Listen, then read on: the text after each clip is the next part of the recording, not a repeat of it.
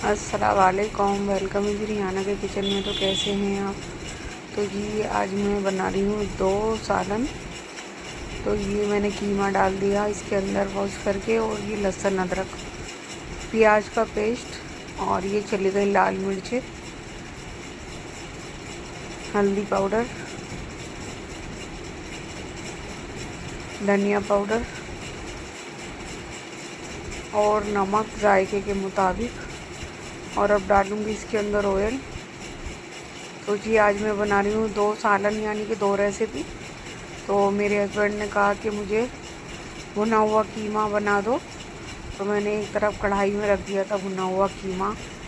उनको कीमा कम मिर्चों का बनवाना था, और हम बना रहे थे कीमा और मसूर की दाल। बहुत टेस्टी बनती है, शादी ब्याहों में बहुत बनती है। तो ये मेरा कीमा भुन चुका था, मैंने डाल दी हरी मिर्चें, और अब डाल दूँगी वॉश करके मसूर की दाल। तो ये मैंने थोड़ी 100 ग्राम के करीब ली थी, तो मुझे बनाना था 2 सालन। तो ये डाल दिया मैंने पानी, और इसमें मैंने 1 सीटी लगा के और 10 मिनट के लिए यूँ ही छोड़ दिया था। तो मेरी दाल ना बहुत अच्छी बन के तैयार हो गई थी। तो मैंने बना दिया दाल, और अब बना रही हूँ इसके अंदर तड़का। ये डाल दिया मैंने देसी घी। तो हस्बैंड ने कहा कि मुझे भुना हुआ कीमा देना, तो वो मैंने रख दिया था कढ़ाई के अंदर कीमा, और ये डाल दी मैंने प्याज देसी घी में। तो बहुत मज़े के बनते हैं ये, शादी ब्याहों में खाई जाती मसूर की दाल और चावल। तो चावल का तो मन नहीं था।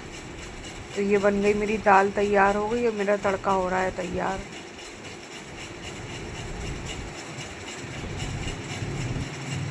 ये मैंने डाल दिया प्याज और लाल मिर्चें।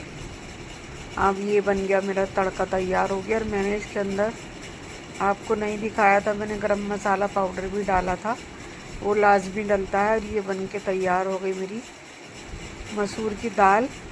बहुत सिंपल बनती है, बहुत आसानी से बन जाती है। तो ये बन रहा है जी मेरा कीमा। दाल बना के रेडी कर दी, तो मैंने बना लिया था कीमा।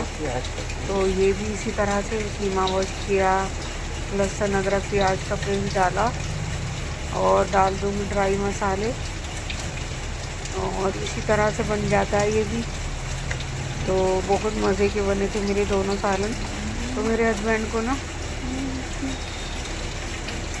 ऐसे ही होता है, खाते कम है लेकिन बस नखरे ज़्यादा दिखाते हैं कि ये नहीं खाना, वो नहीं खाना, ऐसा नहीं खाना, वैसा नहीं खाना। तो मुझे ये रहता है कि भाई कोई चीज़ ऐसी बन जाए जो उनको पसंद आ जाए, वो खा लें। तो बस मेरा यही ज़्यादा हो रहता है।